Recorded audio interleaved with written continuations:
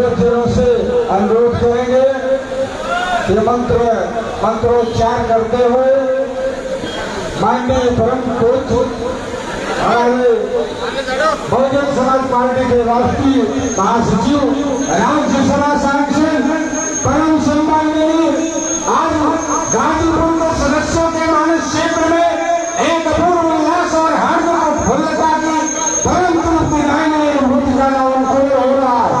ऐसा लगता है जैसे परम श्रेय मानव मिश्रा जी के रूप में आज एक ढोल ज्ञान हमारे मान सरोवर में उतर गया हो। सहजता के भंडार, कोमलता के आगार, पवित्रता के उद्गार।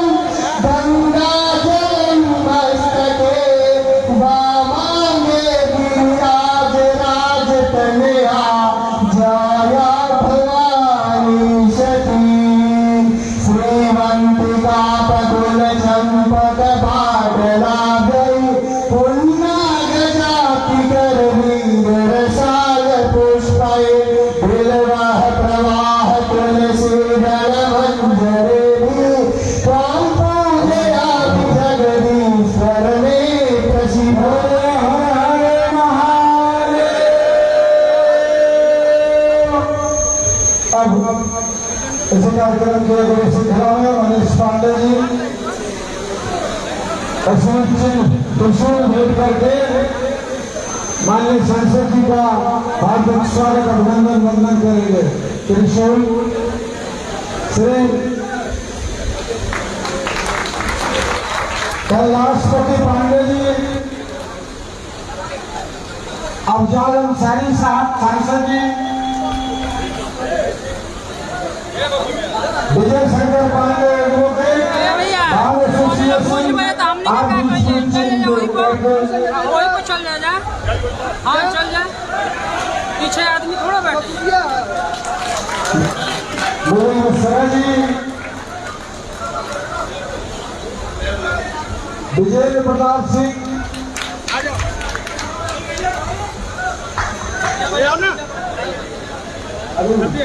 कृष्णानंद प्रजापति जी, आओ ना भाई।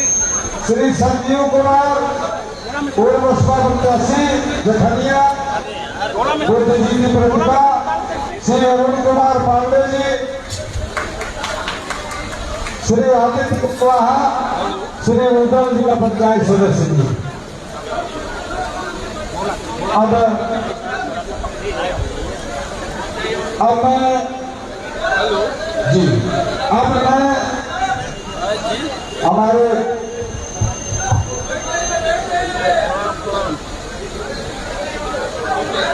अब परम पूज्य श्री हमारे बड़े भाई पूर्व कैबिनेट मंत्री, नया विकास मंत्री माननीय श्री नकुल दुबे जी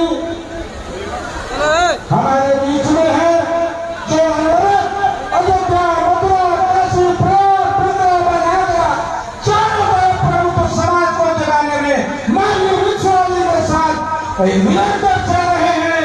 आज से हम अपने मंत्री जी का, माननीय दुबे जी का हार्दिक स्वागत अभिनंदन करते हैं। और मैं आमंत्रित करना चाहता हूँ मनीष पांडे जी और माननीय दुबे जी को आमंत्रित करें। धन्यवाद। प्रमुख विचार संगोष्ठी की अध्यक्षता कर रहे परम आदरणीय सभापति महोदय, कार्यक्रम में हम लोगों के बीच मुख्य अतिथि के रूप में पधारे प्रसिद्ध कानूनविद और आधुनिक युग के, आधुनिक राजनीति के चाणक्य और सोशल इंजीनियरिंग के प्रणेता परम आदरणीय माननीय सतीश चंद्र मिश्रा साहब का हम अपनी तरफ से, गाजीपुर जिले की तरफ से हार्दिक अभिनंदन, स्वागत, वंदन करते हैं। साथ में उनके आए पूर्व मंत्री माननीय नकुल दुबे जी और साथ में यहाँ पे उनके साथ आए वरिष्ठ हमारे जो साथ में वरिष्ठ नेतागण है, उनका भी स्वागत अभिनंदन करते हैं। और इस गाजीपुर जिले के गरीबों मजलूमों की आवाज लोकप्रिय सांसद अफजल अंसारी साहब का भी स्वागत करते हैं। यहाँ पे हमारे सेक्टर कोऑर्डिनेटर डीएन साहब का भी, तमाम हमारे वरिष्ठ लोगों का स्वागत अभिनंदन वंदन करते हुए, और आज विषम परिस्थिति में जो कि गाजीपुर जिले में लगभग 3 विधानसभाओं में बाढ़ का एरिया है और बारिश की सुबह से हो रही थी बूंदाबांदी, फिर भी आप लोग इतनी संख्या में आए, मैं आप लोगों का भी हार्दिक अभिनंदन वंदन स्वागत करता हूँ।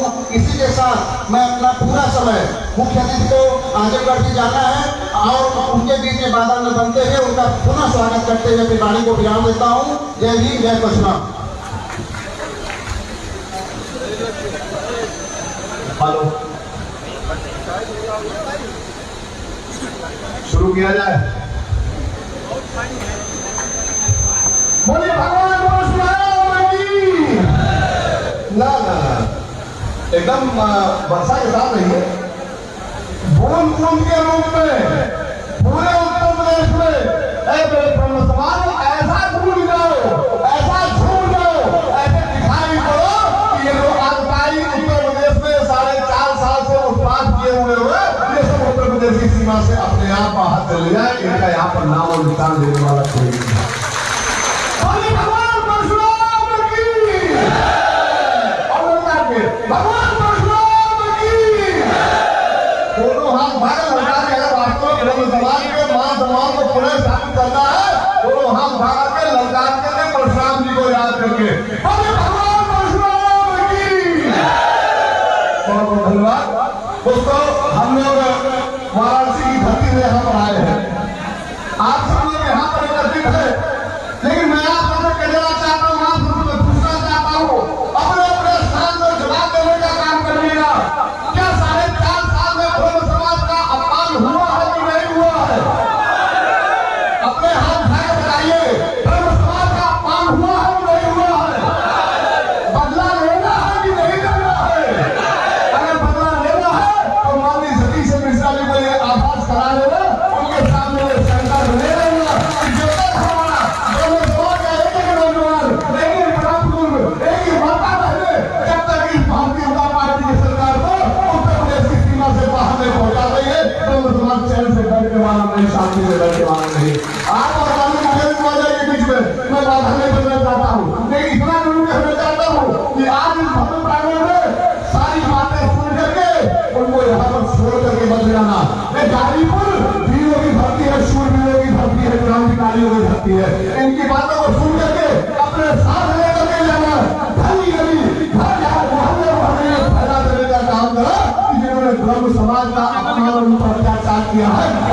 की सीमा में हम 2022 प्रोग्राम तय करेंगे।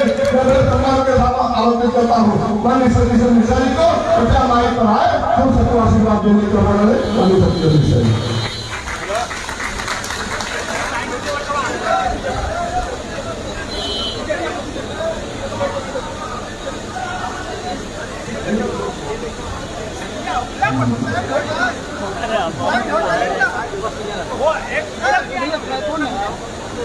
रिकॉर्ड नहीं मिलेगा, बेकार हो गया।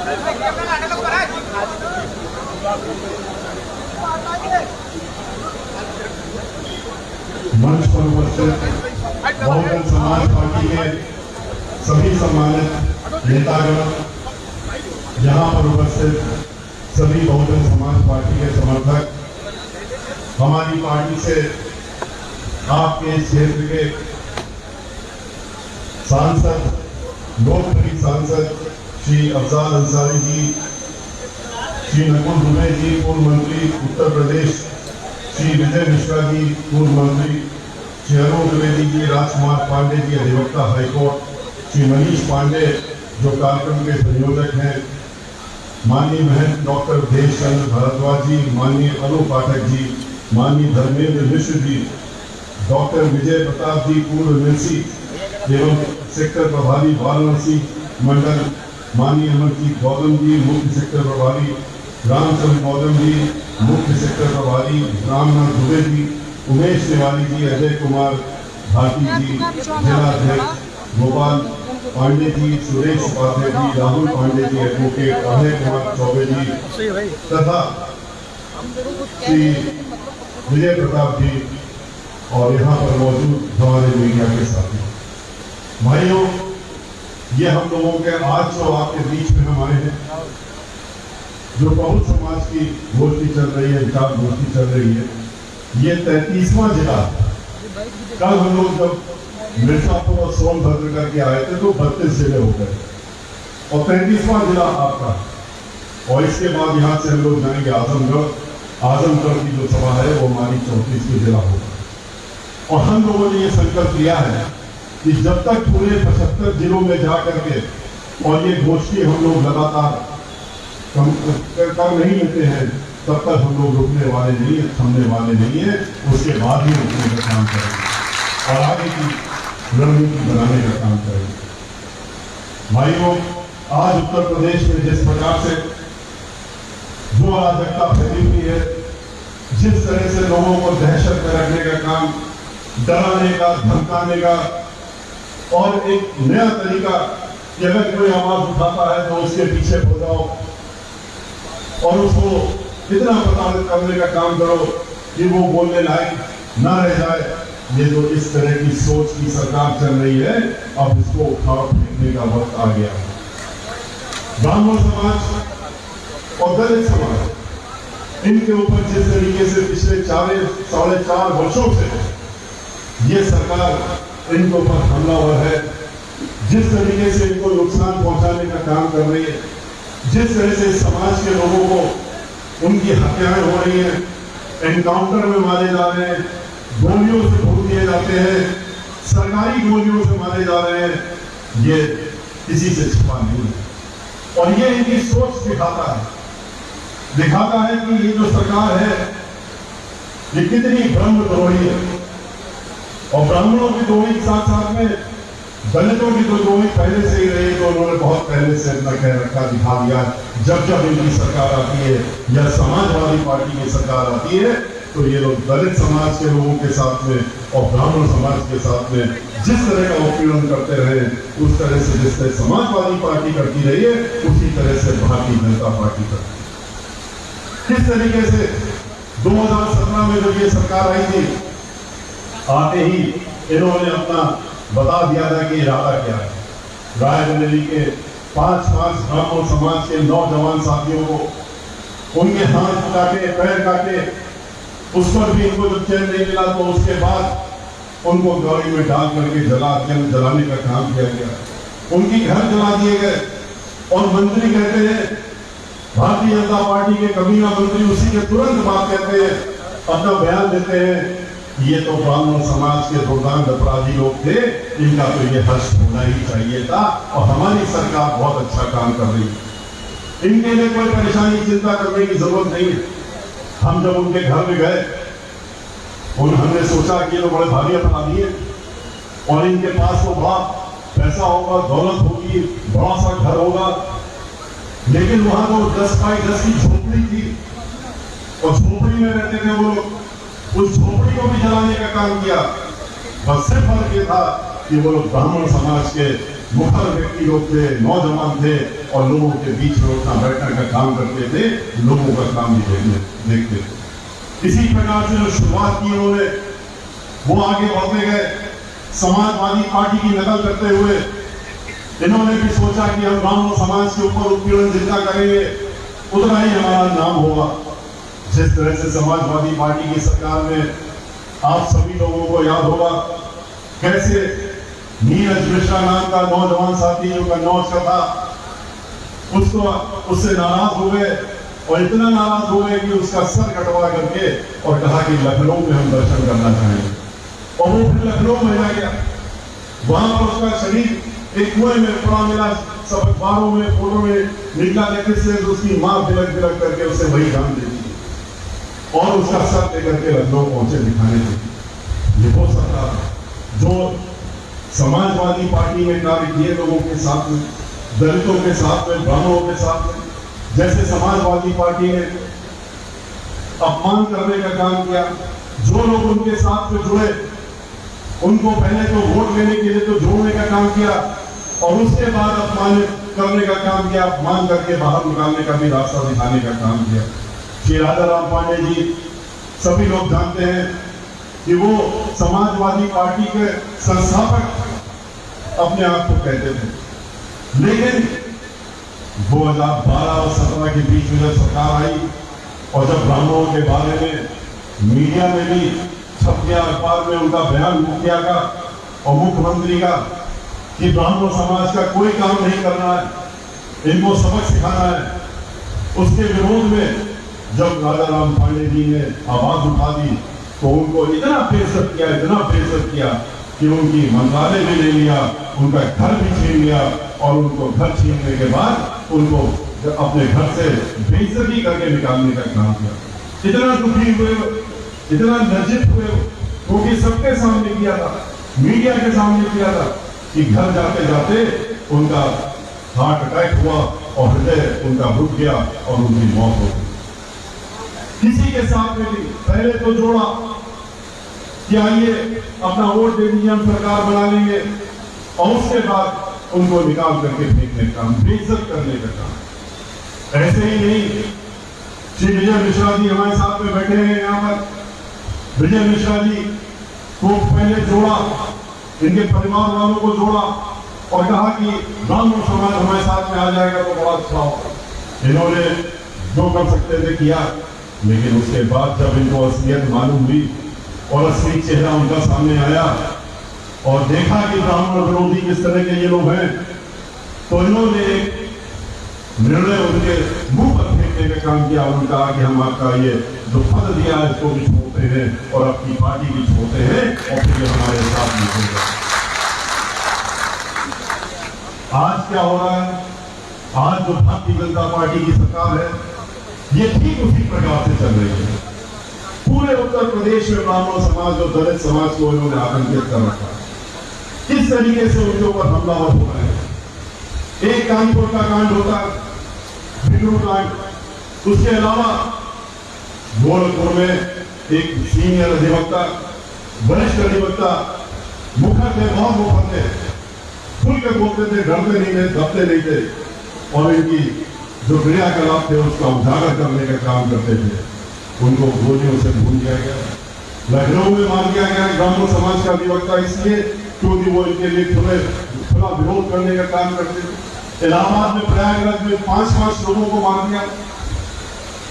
इतना ही नहीं, मिर्जापुर में रिटायर्ड कर्नल, उनके 3 बच्चों को, उन दोनों भाई जो थे वो आर्मी में थे और उनके बच्चों को मार दिया गया, उनकी आंख निकाल दी गई। उन्होंने जब वहां के पूरा जिला खड़ा हो गया कि कुछ FIR को दर्ज कर लो, तब FIR बड़ी मुश्किल से दर्ज की गई, क्योंकि योजनाबद्ध तरीके से हत्या कराई जाती।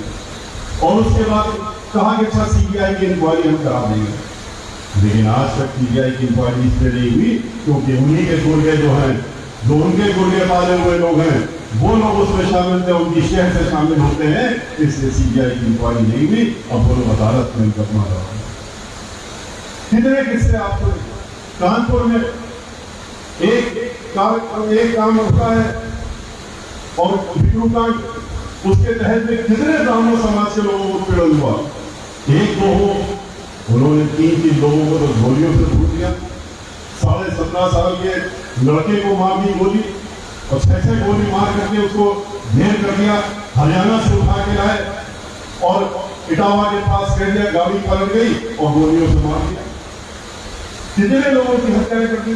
कानपुर में, लखनऊ में जाकर के राकेश पांडे नाम का व्यक्ति, वो अपने माता पिता की देखभाल कर रहा था कोरोना में, वहां मौजूद भी नहीं था कानपुर में कहीं पर, दूर तक, लेकिन उसका नाम भी उसको छोड़ दिया और उसको लेके उठा करके और लखनऊ के कंटोनमेंट में खुलेआम उसको गोली मार दी। निर्मल तिवारी, विनय तिवारी लखनऊ में घर से उठा करके ले जाकर के गोली मारने का काम किया। विनय तिवारी को गाड़ी रोक करके सिर्फ नाम पूछा और जैसे ही कहा उसने कि विनय तिवारी का ये सब कानपुर वाले हैं, उसी से मिले जुले इनको भी गोली मार दो, उनको भी गोली मारने का काम कर दिया और उसी समय मार के खत्म कर दिया। गाजियाबाद, नोएडा, हर जगह खाली ब्राह्मण समाज के ऊपर या तो हत्या या तो इनकाउंटर, और बाकी लोग उनकी शहर से घर में बैठे हैं सुरक्षित हैं।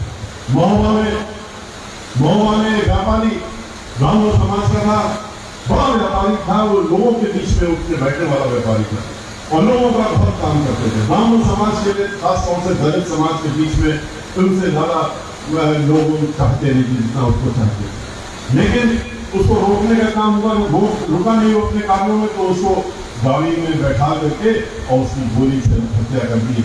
अधिकारी को अलग गोली मारी गई और कहा गया इसने तो आप हत्या कर दिए।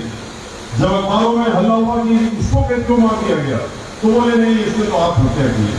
बाद में जब टेलीफोन की रिकॉर्डिंग सामने आई, उससे साफ जाहिर हो गया कि ये तो आप हत्या नहीं, ये तो हत्या हुई है उसकी, जिंदाने हत्या की गई है। तो अधिकारी से कहा कि अब तुम यहाँ से जगह छोड़ करके और तुरंत भाग जाओ, प्रदेश छोड़ दो और हमारी अपनी चिंता मत करो, बस प्रदेश से बाहर रहना और जब मामला ठंडा हो जाएगा हम तुमको वापस बुला देंगे। साल भर हो गया, अभी तक उस अधिकारी को पता ठिकाना नहीं।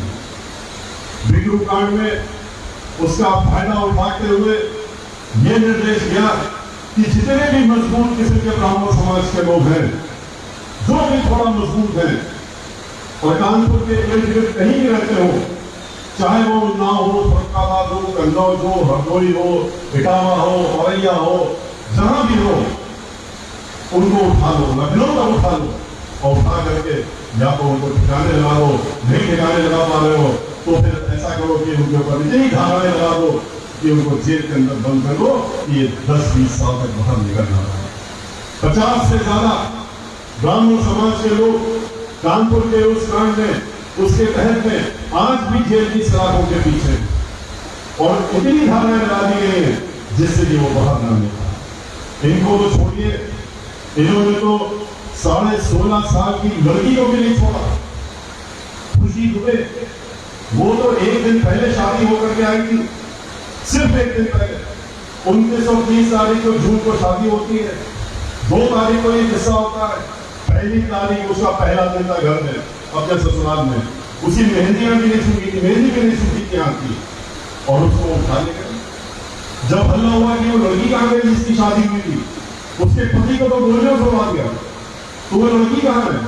तब पता लगा कि 7 दिन बाद उसको जेल में हमने बंद कर दिया है। 7 दिन में कहाँ रखा, उसके साथ क्या किया, कहाँ ले गए, कुछ नहीं। उसके बाद 3 महीने तक उसको जेल में बंद रखा और 3 महीने जेल में बंद रखने के बाद फिर उसके बाद जब मालूम पड़ा कि ये तो 16.5 साल की लड़की है, नाबालिग है, तो उसको रिमांड होम में भेजा, बाराबंकी के रिमांड होम में भेजा, जहां पर 47 लड़कियां पहले से रह रही थी, 2 कमरों का मकान, 2 कमरों में 47 लड़कियां और ये 48वीं लड़की वहां रखी गई। भेड़ बकरी भी नहीं रह सकती 2 कमरों में 48, लेकिन वहां पर इन लड़कियों को इन्होंने कैद कर रखा। और उसके बाद जब कोरोना के दौरान उसकी तबीयत खराब हुई और उसको जो डॉक्टर देख रहा था उसने कहा ये तो मर सकती है और इसका इलाज हॉस्पिटल में होना चाहिए, इसको पैरोल मिलनी चाहिए, लेकिन नहीं, आदेश आया इसी हालत में खुशी दुबे को पैरोल या बेल नहीं मिलनी चाहिए, जेल में मरती है तो मर जाए, लेकिन इसको पैरोल नहीं दी जाएगी। उसके बाद उसकी बेल लगी। जब बेल लगी तो ये लगा कि अब तो अदालत को बेल दे ही देगी, इससे दे देगी। उच्च न्यायालय में मामला गया कि अब तो बेल दे देगी, क्योंकि ये तो नाबालिग है और इससे तो कुछ किया नहीं था, सिर्फ घर में शादी होके गई थी, तो इसका क्या दोष है? तो लेकिन जो निर्देश था कि कुछ भी हो जाए इसको जेल से नहीं निकलना चाहिए बाहर, इसके लिए जो भी करना पड़े करो। तो फर्जी रिपोर्ट बनवाई गई, वहां की एक जो जेल अधीक्षिका थी उससे फर्जी रिपोर्ट बनाई और उसने रिपोर्ट में लिखा कि ये 47 लड़कियों ने कंप्लेंट की है और कहा है कि अगर खुशी दुबे कह रही है कि अगर हमारी बेल हो जाएगी, जिस दिन हमारी बेल हो जाएगी और हम बाहर निकलेंगे तो हम इस प्रदेश की सबसे बड़ी दुर्दांत अपराधी बन जाएंगे। और इसलिए ये कहते हुए उसकी बेल रुकवाने का काम किया, खारिज कराने का काम किया, क्योंकि वो तो कह रही है कि हम बहुत बड़ी अपराधी बन जाएंगे। इतना ही नहीं, दोनों महिलाओं को उठा करके ले गए घर से, उन दोनों के पतियों को बांध दिया, उन महिलाओं को उठा कर ले गए और जेल में बंद कर दिया। आज भी जेल में बंद है। उनमें से तो एक घर में काम करने वाली महिला थी, उसको भी नहीं छोड़ा, और उसके साथ तो छोड़िए, उसको तो नहीं छोड़ा, उसके साथ में उसका 3 साल का लड़का और 6 साल की छोटी सी बच्ची, उसको भी जेल में उठा करके ले गए। और पिछले 1 साल से ज्यादा हो गया, तो 1 साल 1 महीना हो गया, 2 महीने होने वाले हैं, 14 महीने होने वाले हैं, और उनको जेल में रखा गया। इतनी धारणाएं लगा दी गई है कि ये कहा गया है कि ये सुनिश्चित करना है हमको कि ये जो ब्राह्मण समाज के दोनों बच्चे वहां बंद है जेल में, उसके साथ में, माँ के साथ में, इनको 10-15 साल तो इतना रखो कि ये वहीं पर व्यस्त हो जाए और उसके बाद जेल से बाहर निकलने का काम करें। और इसीलिए कोई मुकदमा नहीं होगा, कोई चार्जशीट नहीं, कोई मुकदमा नहीं, कुछ नहीं, बस जेल में रखे रहो, जेल में बंद रखो। इस तरह की ये सरकार चल रही है।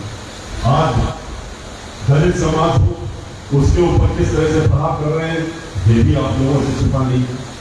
किस तरीके से बुलडोजर चला करके मकानों को गिराया जा रहा है, किस तरह से झोपड़ियों में अगर दलित समाज के लोग रह रहे हैं और उनको ये मालूम है कि ये उनके साथ नहीं आने वाले, उनको ये अच्छी तरह से मालूम है कि पूरी कोशिश करेंगी, हर तरह के प्रलोभन, हर तरह की धमकियां, सब कुछ लेकर के हार गए लोग पूरे उत्तर प्रदेश में, चाहे कांग्रेस पार्टी हो और चाहे समाजवादी पार्टी हो, चाहे भारतीय जनता पार्टी हो।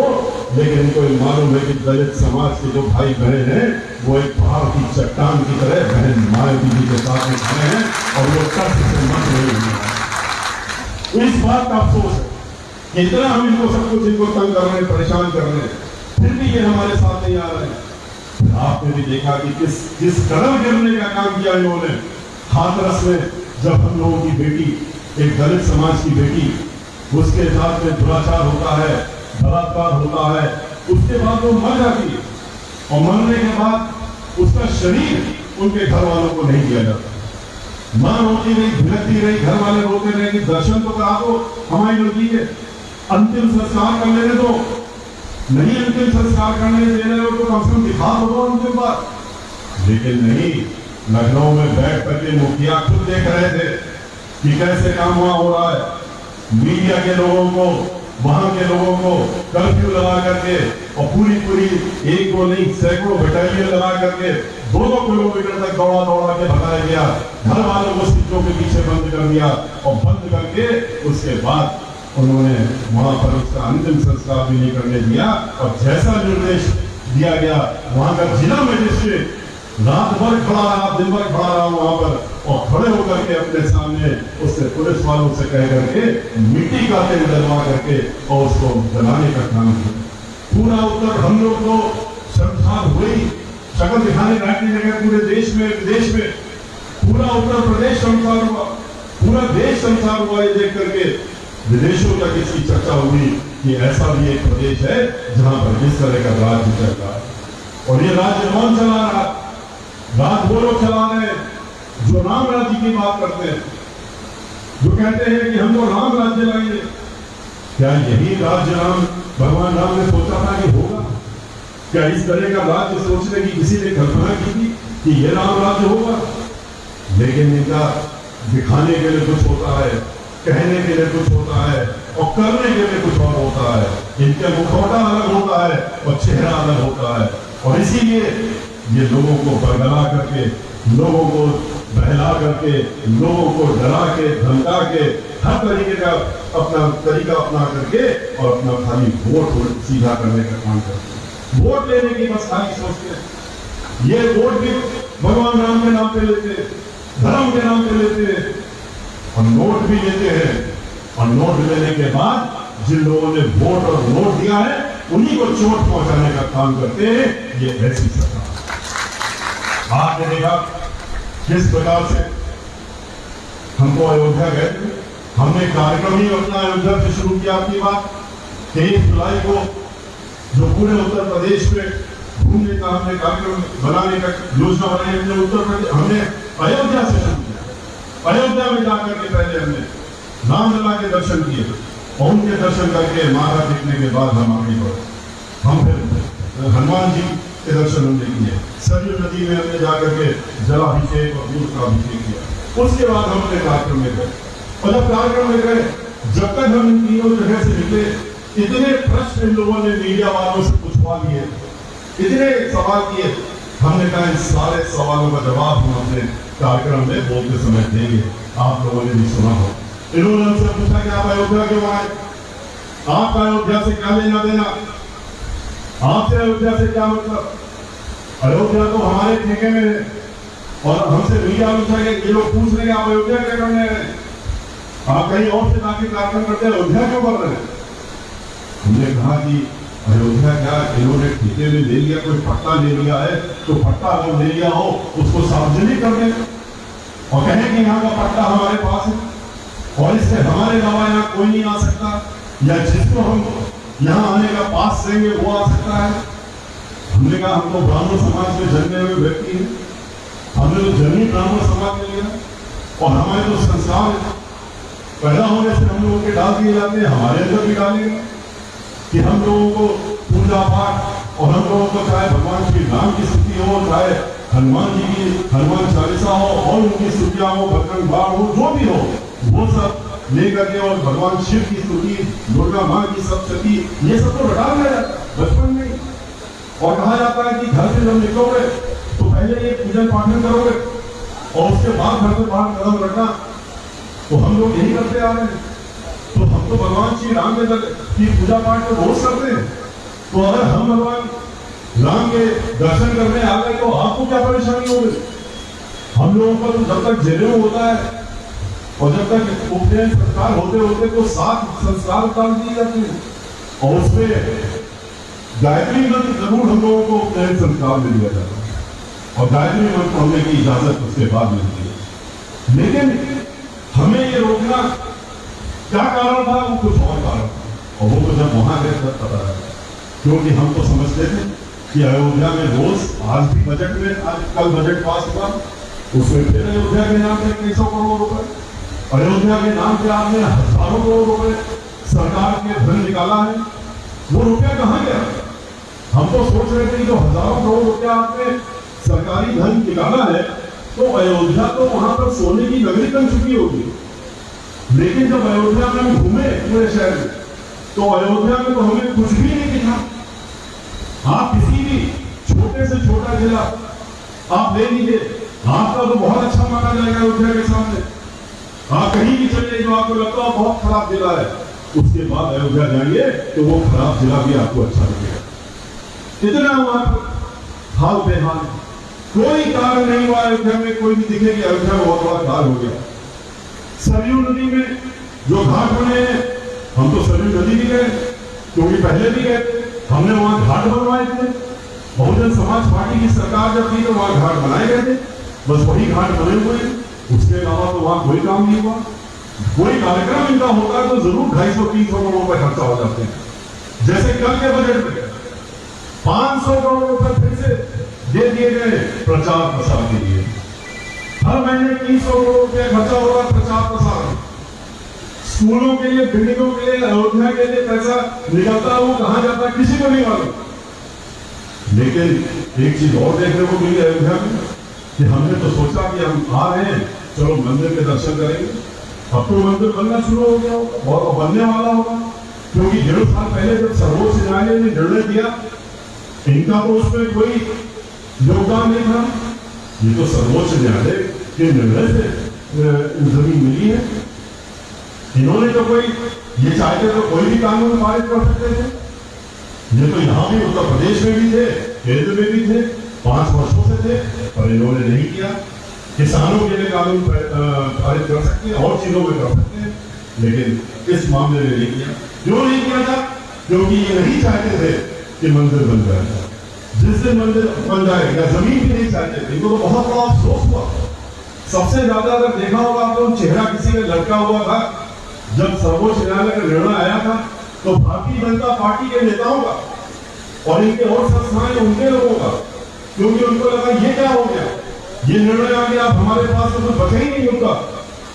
फिर एकदम से ध्यान आया तो मंदिर बनना है, चलो मंदिर का मुद्दा लेके चलते हैं। आपने देखा 1.5 वर्ष हो गया। आप भी सोच रहे होंगे अयोध्या में तो मंदिर बहुत तेजी से बन रहा होगा। 1.5 वर्ष हम भी यही सोच रहे थे। 1.5 वर्ष हो गए। 1.5 वर्ष में इन्होंने क्या काम किया वहां पर? अभी जमीन खोदनी भी शुरू नहीं की है।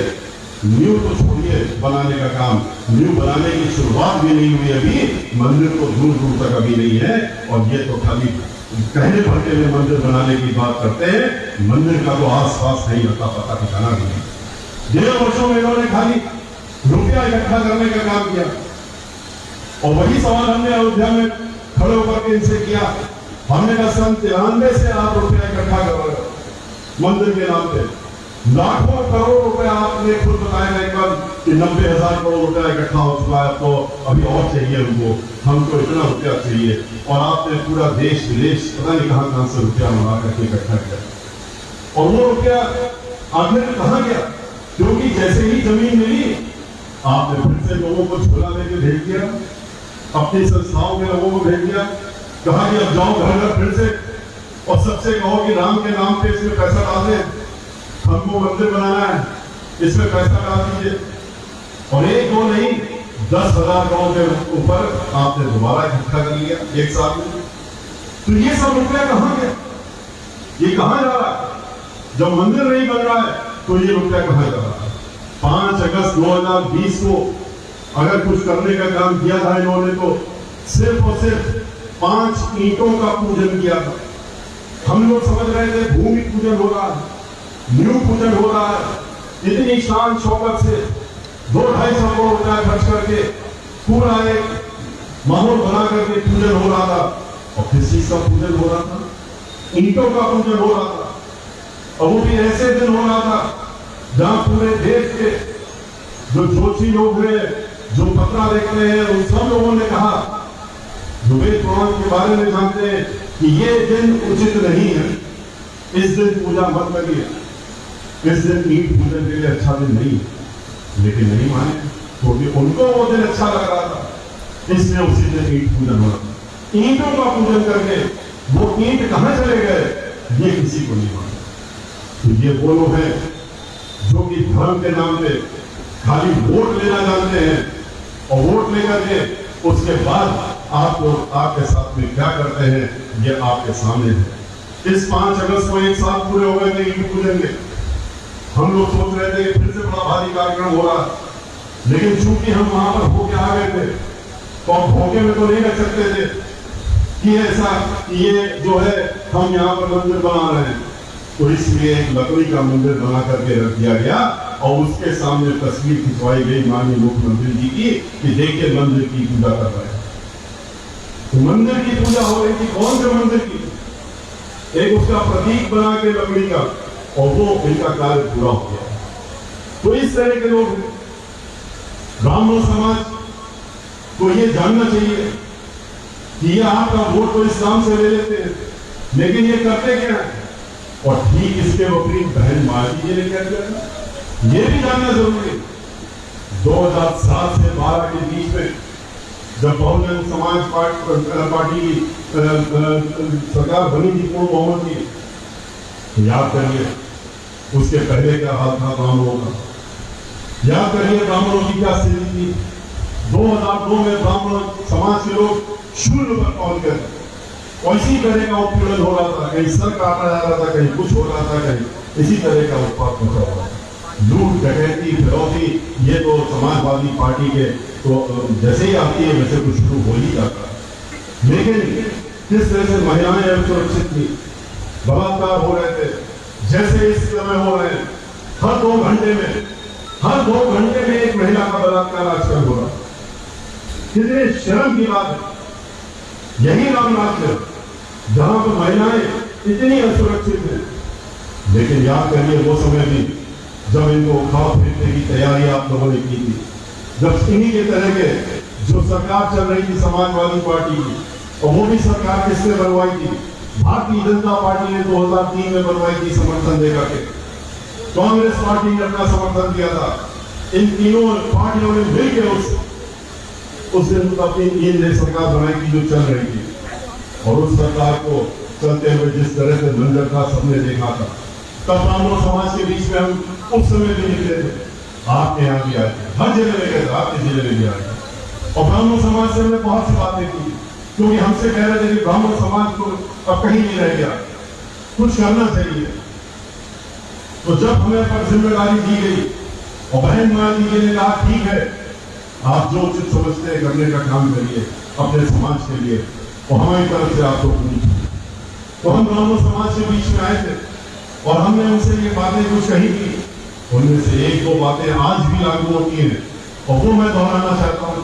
हमने कहा था कि आप क्यों ऐसी स्थिति में पहुंच गए जहां से 5 ब्राह्मण समाज के लोग विधानसभा में हो और उसमें से 2 या 3 बहुजन समाज पार्टी के थे, और इतना उत्पीड़न होता है। क्यों हो रहा है? क्योंकि आप लोग आपस में बटे हुए, आप लोग इकट्ठा नहीं होते, एकजुट नहीं होते। एक साथ जिस दिन हो जाएंगे तो आप अपनी ताकत को तब पहचानेंगे।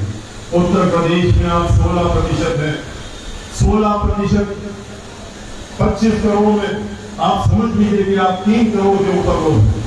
और जब 3 करोड़ लोग हो और वहां पर ऐसी दशा हो जो आज भी ऐसी दशा है, इसके कारण तो कुछ हम ही लोग होंगे और हम ही लोग जिम्मेदार होंगे। और हमने कहा कैसे आप अपनी एकता बनाइए, पहले एकजुट होइए, एक साथ होइए, आपस का बंटवारा खत्म करिए। आपस में ही भिड़े रहते हैं कि हमको 20 बिस्वाएं, 16 बिस्वाएं, 12 बिस्वाएं। हम कानपुर के ब्राह्मण हैं, संजू पारी ब्राह्मण हैं, सना के ब्राह्मण हैं। ये सब छोड़ करके अपने आप को ब्राह्मण के नाम से जानने का काम करिए। जिस दिन ब्राह्मण के नाम से जानेंगे उसी दिन आप 16% हो जाएंगे, और जब 16% हो जाएंगे तो आपकी तरफ पर लोग देखने के लिए मजबूर हो जाएंगे। लेकिन एक बात हम लोग कि सिर्फ 16% इकट्ठा होने से आपका काम नहीं बनेगा। आपको 16% में एक भी सीट नहीं जीत सकते, ये ध्यान रखना चाहिए। और आपको बुद्धिजीवी है और बुद्धिजीवी कहलाते हैं और बुद्धिजीवी है भी, तो बुद्धि का इस्तेमाल करते हुए जरा चीजों का आप आंकलन करिए। और जब आंकलन करेंगे तो देखेंगे 30% के ऊपर वोट चाहिए होता है जीतने के लिए कम से कम। और इसीलिए हमने कहा था भाईचारा बनाइए, और भाईचारा किसके साथ बनाइए? सबसे पहले हमने कहा भाईचारा बनाइए।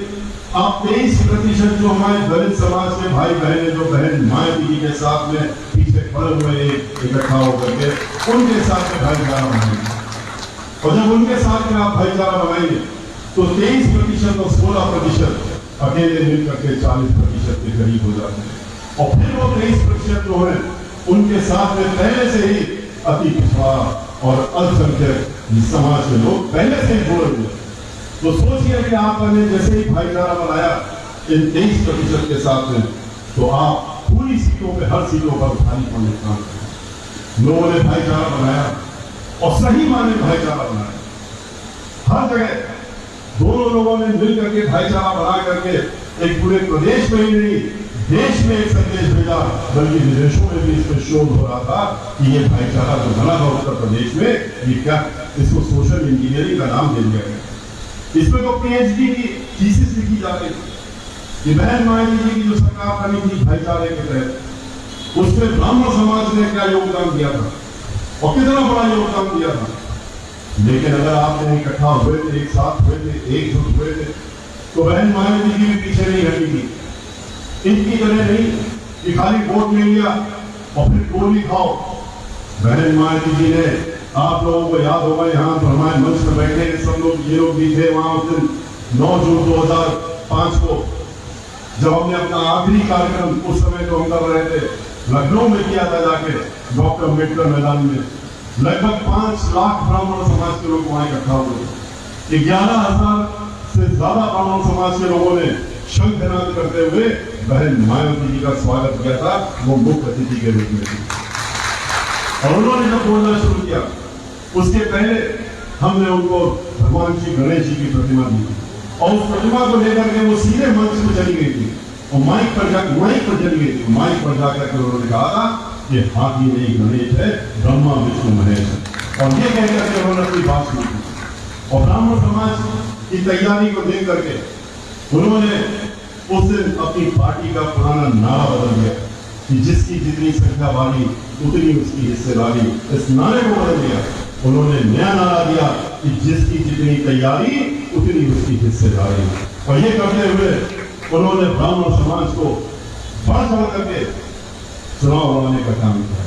जहां 40 सीटों में लड़े थे, 85 सीटों में लड़ने का काम किया। और चूंकि भाईचारा बन गया था, और भाईचारा बनने की वजह से जहां 3 लोग ब्राह्मण समाज से जीते थे, वहां 3 से बढ़ करके 45 लोग जीत करके गए थे, और 45 लोग जीतने का काम किया था। श्री नकुल दुबे जी भी उनमें से हैं, और जो हमारे संयोजक पांडे जी हैं, इनके पूज्य पिताजी, स्वर्गीय पिताजी, वो भी जो थे उसी में जीत करके विधानसभा में पहुंचे थे, और आप लोगों ने पहुंचाने का उनको काम किया था, मनीष पांडे जी के पिताजी। और उस समय 45 लोग जब जीत के गए थे, तो खाली एक तरफा नहीं हुआ था। ब्राह्मण समाज ने भी जो रिजर्व सीटें थी, सुरक्षित सीटें थी, उसमें अपनी पूरी ताकत झोंक दी थी। उन्होंने भी तन मन धन से वहां पर अपना वोट डालने का काम किया था, और उसी का नतीजा निकला था कि जहां 16 सीट जीते थे हम लोग, इसके पहले रिजर्व सीटों में, सुरक्षित सीटों पर जब 2007 का नतीजा निकला तो 62 सीटों पर जीते थे। 62 सीट पर जीत करके और हम लोगों ने विधानसभा में पहुंचाने का काम अपने भाइयों बहनों को किया था। फिर बहन मायावती जी ने भी, उन्होंने जो वादा किया था कि अगर ब्राह्मण समाज हमारे साथ में है तो ये मेरी जिम्मेदारी है कि ब्राह्मण समाज का एक खोया हुआ मान सम्मान हम वापस लौटाने का काम करेंगे। तो उन्होंने बढ़ चढ़ करके जहां सर्व समाज को उन्होंने सब कुछ देने का काम किया, क्योंकि सब जन हिताय सब जन सुखाय की सरकार चलती है जब बहुजन समाज पार्टी की होती है, और सभी को उचित स्थान मिलता है, हर जाति, हर वर्ग, हर धर्म के लोगों को। लेकिन ब्राह्मण समाज ने चूंकि एकजुटता दिखाई थी और बहन मायावती जी के साथ में खड़े हो गए, तो उन्होंने आगे बढ़ करके उनका मान सम्मान और स्वाभिमान लौटाने के लिए इतना आगे बढ़ गई थी जितना कि हमने भी उम्मीद नहीं की। उन्होंने 1-2 नहीं 15 मंत्री ब्राह्मण समाज के कैबिनेट मंत्रालय देने का काम किया।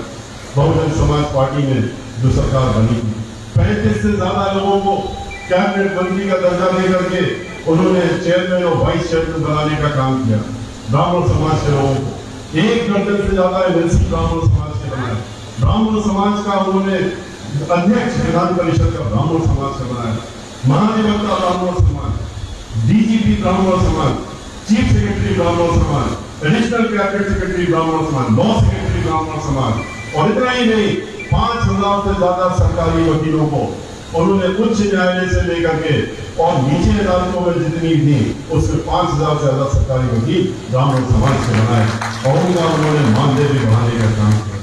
उन्होंने आधा दर्जन लोगों को लोकसभा में भेजने का काम किया समाज। उन्होंने राज्यसभा में हमको अपनी पार्टी का नेता बनाया, उन्होंने लोकसभा में भी उस नेता ब्राह्मण समाज का बनाने का काम किया। आज के दोस्तों, ब्राह्मण समाज का ही व्यक्ति राकेश पांडे इस समय लोकसभा में हमारी पार्टी के नेता है, बहन मायावती जी ने बनाने का काम किया। इतना ही नहीं, चाहे अधिकारी हो और चाहे नीचे के और भी कोई भी पद हो, हर जगह उन्होंने उनको भागीदारी देने का काम किया और बढ़ चढ़ कर देने का काम किया। ब्राह्मण समाज का जो खोया हुआ मान सम्मान था और स्वाभिमान को स्वाभिमान रूप करके कहे उसको दिलाने का काम है। लेकिन क्या हुआ कि वही हम लोग बहक गए, और बहकने के बाद नतीजा क्या आया कि झूठे वादे 15 लाख हर एक की झोली में डाल देंगे, 15 लाख हर एक के खाते में पहुंच जाएगा। लोगों ने कहा इससे अच्छी तो पार्टी हो ही नहीं सकती जो 15 लाख दे रही। एक नया पैसा भी नहीं मिला। अब तो इतने वर्ष हो गए, 2 करोड़ नौकरियां दे देंगे हम नौजवानों को, हर साल देंगे 2 करोड़ नौकरी। पढ़ा लिखा नौजवान जो सड़कों में घूम रहा परेशान है, और पढ़ लिख करके जिनके माता पिता ने उनको PhD और ये डिग्रियां दिलाई है, उससे सोचा कि चलो हम और उनके माता पिता भी कि हम इस पार्टी के साथ में खड़े होते हैं, ये तो हमको 2 करोड़ नौकरियां दिलाने का काम करेंगे। लेकिन उन्होंने क्या किया, उन्होंने नौकरियां तो नहीं दिलाई बल्कि नौकरियां छीनने का काम किया। जितने भी सार्वजनिक उपक्रम थे, चाहे वो HAL हो, चाहे वो NGC हो, चाहे वो रेलवे हो, और चाहे वो गैस अथॉरिटी हो, चाहे वो आज के रोज तो बैंकों को भी उन्होंने नहीं छोड़ा, लाइफ इंश्योरेंस कंपनी को भी नहीं छोड़ा। इन्होंने सब जो है अपने चुनिंदा 2-4 तो उनके उद्योगपति हैं जो कि सारा धन उनको देते हैं चुनाव होने के लिए, उनको देने का काम किया और उनको देकर के उनको हाथ में सौंप दिया। तो ये जहां पर नौकरियां मिलती थी, नौकरियां मिलना बंद हो गई। तो 1.5 से 2 करोड़ नौकरी हर साल खत्म होने का काम हुआ। इसके पहले रोजगार खत्म कर दिया, छोटे छोटे कारखाने बंद करा दे। क्यों? क्योंकि नोटबंदी लागू कर दी। नोटबंदी, GST, एक के बाद एक प्रहार करते गए। वोट तो ले लिया, और जब नौजवानों ने फिर आवाज उठाना शुरू किया कि आपके लिए हमारे साथ धोखा क्यों हुआ, तो कहते हैं कि वो तो जुमला था 15 लाख वाला, और इसमें हमने नौकरी का वादा जरूर किया था, लेकिन हम आपको नहीं दे सकते, अब आप कुछ और करिए। उन्होंने पूछा हम क्या करें, तो कहते हैं कि आप लोग ठेला लगाइए और पकौड़ा बेचने का काम कीजिए। उन नौजवानों से जिनसे आपने वोट लिया था कि हम आपको नौकरी देंगे, उनसे आज आप कह रहे हैं कि अब आप पकौड़े बेचिए। पकौड़ा बेचना कोई खराब चीज नहीं होती, खुंजा और पकौड़ा और ये ठेले वाले, ये तो हम लोगों की पार्टी ही गरीबों की पार्टी है, हम तो उन्हीं के लिए खड़े रहते हैं, लौटे रहते हैं। लेकिन धोखा तो नहीं देना चाहिए कि तुम डिग्री लिए घूम रहे हो और हम तुमको पकौड़ा बेचने की सलाह दे रहे हैं क्योंकि हम नौकरी नहीं दे सकते। तो ये वो पार्टी। महिलाओं की सुरक्षा की बात, महिलाओं से कहा कि हम आ जाएंगे तो आपकी सुरक्षा हो जाएगी। क्या सुरक्षा हो रही? हर 2 घंटे में, जैसा कि हमने कहा कि एक महिला की रेप होती है उत्तर प्रदेश में, यही सुरक्षा की बात थी। किसानों से कहा तुम्हारी आमदनी हम 2 गुना कर देंगे, 2 गुना तो छोड़िए, 0 पर पहुंचाने का काम कर दिया। और फिर इन्हीं उद्योगपतियों ने कहा कि हमको सब कुछ तो मिल गया, लेकिन अभी हमें जमीन चाहिए इस देश की। देश तो आपने हमको भेज दिया, पर जमीन भी चाहिए। तो जमीन पे लियर जब आ गई तो किसानों के लिए उन्होंने 3 कानून बनाने का काम कर दिया। 3 कानून जो लाते हैं किसानों के ऊपर। किसान ऐसे ही नहीं, पिछले 1 साल से आंदोलन कर रहे हैं, और हम लोग भी उनके साथ में आंदोलन रखते हैं। हम लोग पार्लियामेंट से लेकर बाहर तक उनके साथ में आंदोलन कर रहे हैं। क्यों? क्योंकि वो ऐसा कानून बनाए, 3 कानून, जिसके तहत में उनकी जमीन हमेशा हमेशा के लिए उनके हाथों से चली जाएगी। उसमें मजबूरन उनको ठेके देने जमीन देनी पड़ेगी उद्योगपतियों को, और वो कहते हैं कि आपको उसका फसल का पैसा देंगे। फसल का पैसा 1 दिन देंगे, 1 साल देंगे, 2 साल देंगे, तीसरे साल कह देंगे कि अब हम आपको फसल का पैसा नहीं दे सकते क्योंकि फसल अच्छी नहीं हुई, सूखा पड़ गया, अब की बात बीज खराब हो गया, खाद ठीक नहीं थी, आपने बुआई ठीक से नहीं करी, और इसलिए हम आपको फसल का पैसा नहीं दे सकते। उसके बाद क्या होगा? उसके बाद तो सिर्फ यही होगा कि धीरे धीरे वो जमीन उनके हाथ से चली जाएगी, और उसके बाद जमीन का पट्टा वो उनके नाम पे लिखी जा चुका है। ये लोग बेचारे किसान मुकदमे में उलझे रहेंगे, जीवन भर अपनी जमीन के लिए आगे पीछे लौटते रहेंगे, और इसलिए वो आंदोलन है।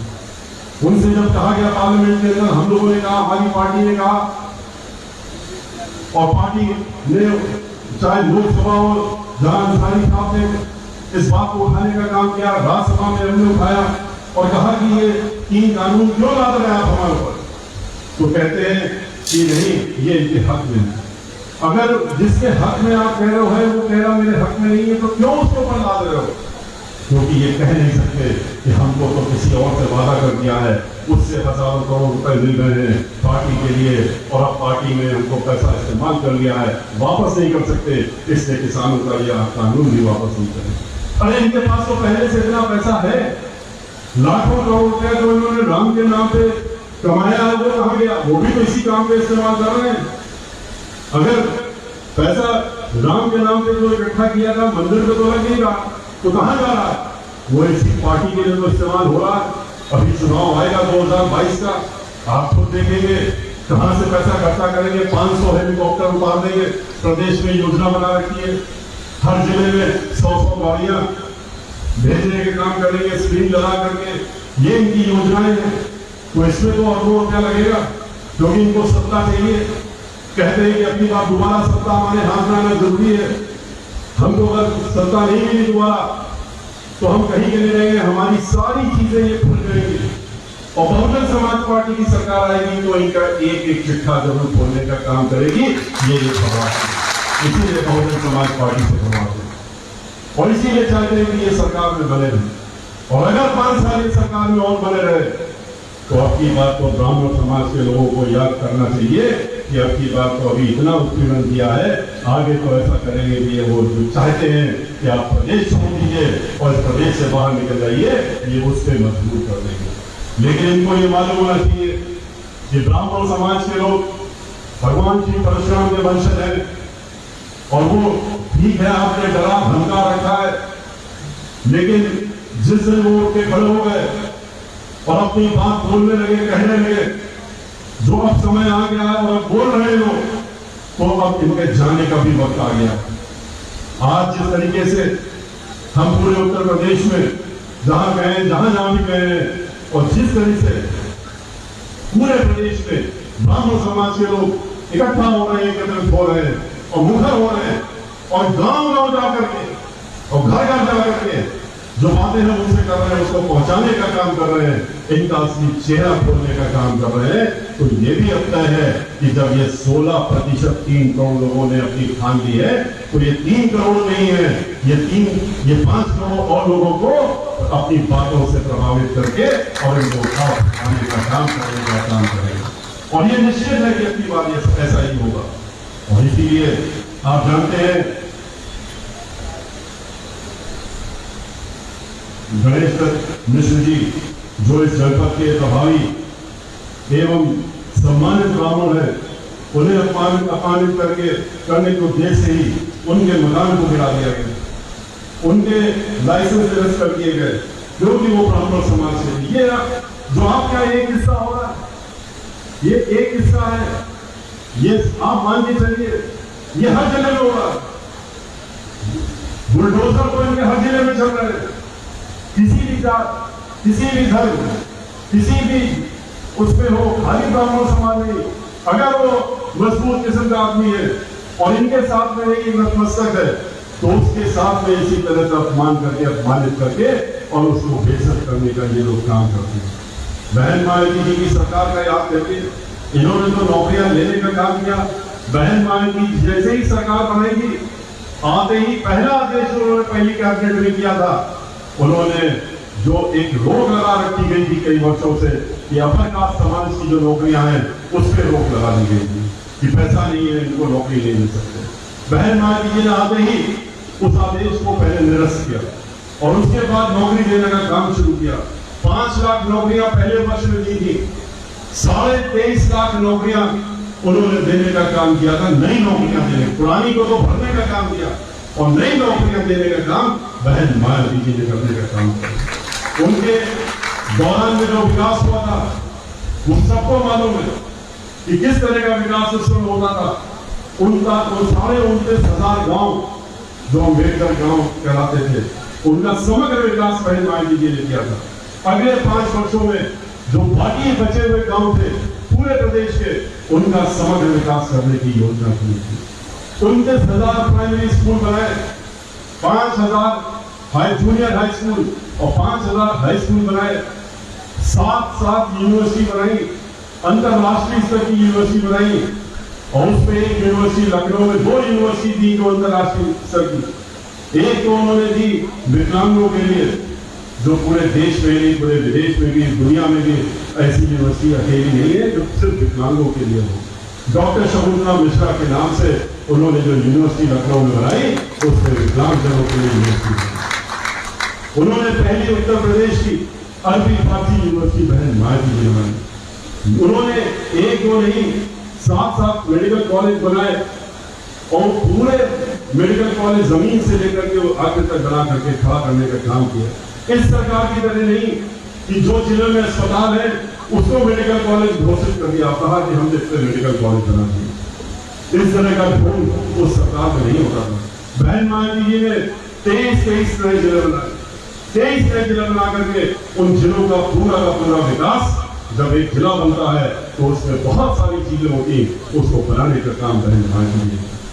जितने भी ब्राह्मण समाज के लोगों के आस्था के स्थान है, अयोध्या में सरयू नदी का घाट बनाया, वाराणसी में जितने घाट हैं उनको बहन मायावती जी ने बनवाने का, ठीक कराने का काम किया।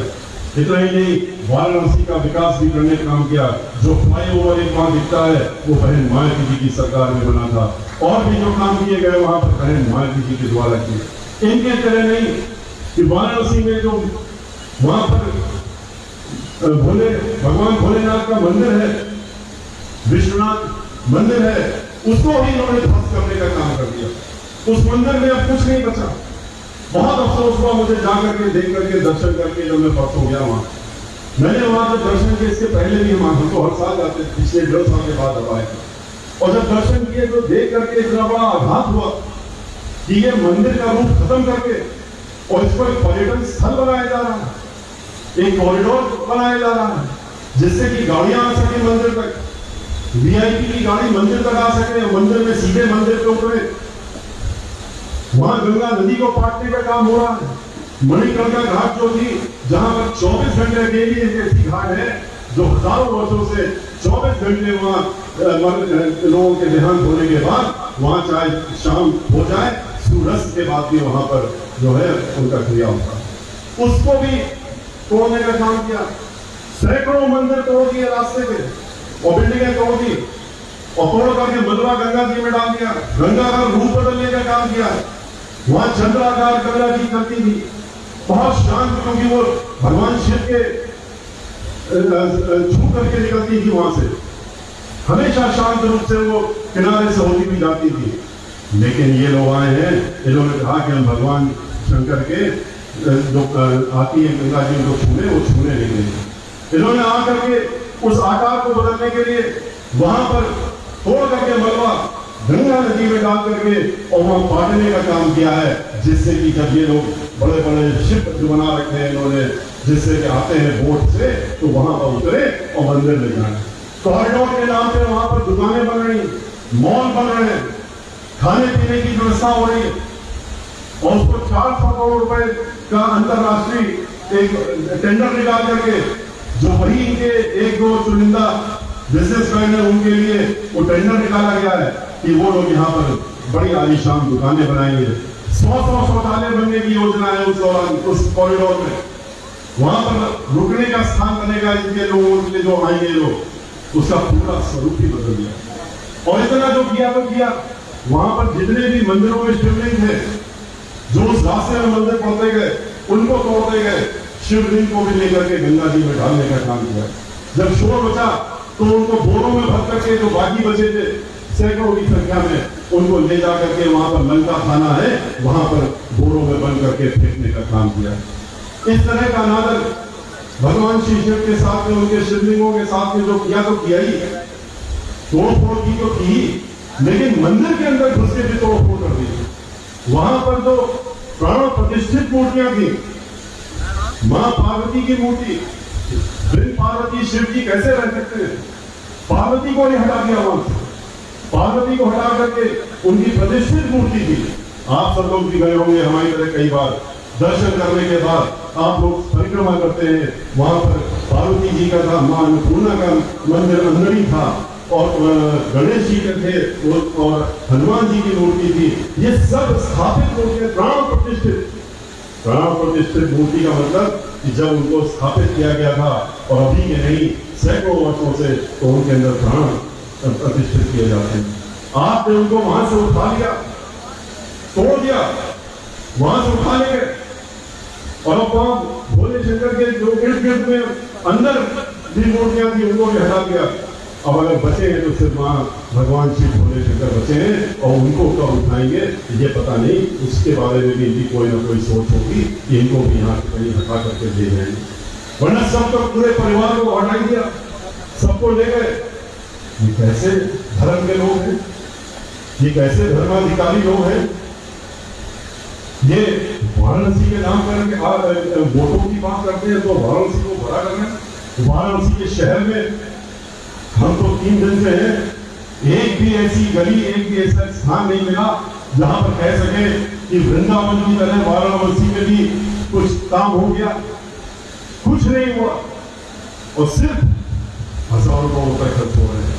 90 करोड़ रुपए वहां की न्यास समिति जो थी, और ये न्यास समिति कोई ऐसे नहीं, 1983 का कानून बना था, उस कानून के तहत में न्यास समिति बनी थी और वहां का रुपया खर्च करने की ताकत और शक्ति और बजट बनाने का सिर्फ न्यास समिति के पास शक्ति थी उस अधिनियम के तहत। इसलिए अधिनियम के तहत में ये काम ना हो सके, वो विरोध होगा, तो इसलिए इन्होंने कॉरिडोर के नाम से एक बना दिया कुछ, और ऐसे ही एक बना करके सारी चीजें उसमें समर्पित कर। और न्यास समिति का कोई अध्यक्ष पिछले 2 वर्षों से नहीं, कोई मेंबर नहीं, इसीलिए उनसे कोई पूछने की जरूरत नहीं। 90 करोड़ रुपया उनका पास था, 90 करोड़ रुपया न्यास समिति के पास था, 90 करोड़ रुपया पता नहीं कहां खर्च कर दिया, कहां ले गए, और सिर्फ 5 और 6 करोड़ रुपया बचा है, वो भी बहुत जल्दी कहीं ना कहीं उठा करके और खर्च करने का काम करेंगे। इस तरह से वाराणसी के वहां पर स्वरूप को ही बदलने का काम, वहां की आस्था जो हम लोग की जुड़ी है, जिस तरीके से वहां पर जाते हैं लोग दर्शन करने के लिए, तो वो अब आस्था ही खत्म करने का इन्होंने कार्यक्रम शुरू कर दिया, उसको एक पर्यटन स्थल का रूप देने की इन्होंने शुरुआत कर दी। हम लोगों ने भी अपनी सरकार में काम किया था। हमने, आप लोग वृंदावन गए होंगे, नहीं गए होंगे जाके देखिए, 12 वर्ष पहले, 13 वर्ष पहले जब हमारी सरकार थी, वृंदावन हम गए थे। वृंदावन तो हमेशा ही जाते रहते थे, लेकिन वहां की व्यवस्था को देख करके बहुत अफसोस होता था। वहां के लोगों से पूछा कि क्या चाहते हैं वृंदावन में, उन्होंने कहा यहाँ कुछ है ही नहीं तो चाहेंगे क्या, जो कुछ हो तो हम बताएं। यहाँ तो सीवर लाइन भी नहीं है, पानी की पीने की लाइन नहीं है, और क्या बताएंगे। तो हमने वहां पूरे वृंदावन में सीवर लाइन डलवाई, पूरे वृंदावन में पानी की लाइन डलवाई, कई कई किलोमीटर की जो पूरी परिक्रमा की जो सड़क होती है उसको बनवाने का काम किया, फुटपाथ उसके साथ में बनवाया, कच्ची परिक्रमा करने का काम किया, यहाँ से लेकर वृंदावन से लेकर गोवर्धन तक का। वहां पर लोग आते थे, वृद्ध लोग, उनका इलाज के लिए जगह नहीं थी, कोई बीमार हो जाते थे, मर जाते थे, 100 बेड का आधुनिक अस्पताल वहां बनवाने का काम किया। बिजली 2 घंटे की आती थी, नया बिजली घर बनवाने का काम किया। बस अड्डा नहीं था, लोगों को बहुत दूर दूर से पैदल आना पड़ता था, वहीं पर एक बस अड्डा बनवाने का काम किया। मथुरा और वृंदावन के बीच में लोग आ नहीं पाते थे, रेलवे लाइन थी जिसकी वजह से घंटों घंटों लोग पड़े रहते थे। हमने उसके ऊपर ओवरब्रिज बनवाने का काम किया, विधवा आश्रम बनवाने का काम किया, पूरे वृंदावन का समग्र विकास करने का काम किया। वो बात दूसरी है कि वहां की देखभाल ये नहीं कर रहे हैं, तो इसलिए वहां पर परिस्थितियां फिर से खराब हो रही हैं। लेकिन चूंकि बहन मायावती जी की सरकार में काम हुआ था, तो वो काम इनकी तरह नहीं होता है कि आज काम हुआ और कल सड़क टूट गई। वो 15 साल हो गए, लेकिन फिर भी आज चूंकि वो 50 साल की, तो हम लोग लेकर के चलते हैं कि जो काम हो रहा चलता रहे। तो आज भी वहां पर आप जाएंगे तो आपको वो कार्य सामने दिख जाएगा। लेकिन हम लोग इनकी तरह ढोल नहीं पीटते, हम इनकी तरह वोट धर्म के नाम नहीं कर लेते हैं। हम लोगों ने बिठूर में जाकर के काम किया, जहाँ भगवान राम के बाद सीता माँ जो जहाँ रुकी थी जाकर के, लव कुश का जन्म हुआ था, महेश वाल्मीकि जी का जहाँ आश्रम था, उसका समग्र विकास हमने किया था। 150 करोड़ रुपए खर्च करके बिठूर का सारे मंदिर और सीता रसोई और वाल्मीकि आश्रम, इन सब चीजों को करने का, बिजली की व्यवस्था और हर चीज करने का काम किया। हम लोगों ने धर्म के नाम पे जो लोग स्थान हुए वहां पर काम करने का काम किया, लेकिन काम के नाम पे वोट मांगने का काम नहीं किया, जैसा कि ये लोग कर रहे हैं। इसलिए इन सब बातों को ध्यान में रख करके मैं आपसे अनुरोध करता हूं कि कि आप इस बात को जरूर ध्यान में रखिए कि ये लोग जो है आपके बीच में फिर से आएंगे और फिर से आकर के आपको लुभावने वादे देंगे और लुभावने वादे दे करके फिर से आपसे कहेंगे कि हमको वोट दे दो, धर्म का मुखौटा दिखाएंगे आपको, फिर वोट मांगेंगे। लेकिन अब की बात जब आपके बीच में आए तो इनका मुखौटा आप हटाने का काम करिएगा और इनके पीछे जो चेहरा है वो इनका दिखाने का काम करिएगा। अपने लोगों के बीच में जाइएगा, इन बातों को अपने तक सीमित मत रखिएगा। आप घरों घरों जा करके इन बातों को उनको पहुंचाने का काम करिएगा और उन लोगों से भी कहिएगा वो भी आगे इन बातों को बढ़ाने का काम करें। बताइएगा कैसे कानून द्वारा कानून का राज बहन मायावती जी ने चलाने का काम किया था। अपने खुद के सांसद को जिसने 15 दिन बनी हुई थी सरकार और अपने हाथ में कानून लेने का काम किया था, तो बहन मायावती जी ने अपने घर से बुला करके वही हथकड़ी लगा करके और जेल भिजवाने का काम किया था और 5 साल तक रखने का काम किया था। किस तरह से आज महिलाएं सुरक्षित हैं। बहन मायावती जी का राज याद करिए, रात के 12 बजे भी अगर किसी बहन बेटी को बाहर निकलने की जरूरत होती थी, वो डरती नहीं थी, हिचकती नहीं थी, वो जान के अपने काम के लिए निकल जाती थी। वो जानती थी किसी की हिम्मत नहीं है, मजाल नहीं है उसकी तरफ गलत निगाह डाल दे। क्यों? क्योंकि उसको यह मालूम था कि उत्तर प्रदेश की मुख्यमंत्री बहन मायावती जी हैं और इसलिए इन बातों को ध्यान में रख करके 2022 में अब की बार इकट्ठा होकर के और ब्राह्मण समाज को जो उसका अपमान हुआ है उस अपमान का बदला लेने का वक्त आ गया है। भाईचारा बनाइए, सब समाज को एक साथ लेके चलिए, जो ब्राह्मण समाज का धर्म भी है और उसका कर्म भी है, और वो एक साथ लेकर के फिर से भाईचारा बना करके सर्वजन की सरकार बनाने के लिए, सर्वजन हिताय और सर्वजन सुखाय की सरकार चलाने के लिए अब की बार सन 2022 में 5वीं बार बहन मायावती जी को मुख्यमंत्री बनाने का काम करिए और इस प्रदेश को सही रास्ते में लाने के लिए अपना योगदान देने का काम करिए। इसी के साथ मैं अपनी बात समाप्त करता हूँ, आपसे विदा लेता हूँ। जय भीम, जय भारत, जय परशुराम। और आपने देखा कि हम जब आएंगे तो वर्षा हुई थी और वो आशीर्वाद हुआ, वो भगवान इंद्र ने भी आपको आशीर्वाद देने का काम किया है। इससे आपकी बात हम लोगों के साथ प्रभु की कृपा है, इस बात को भी ध्यान में रखिए।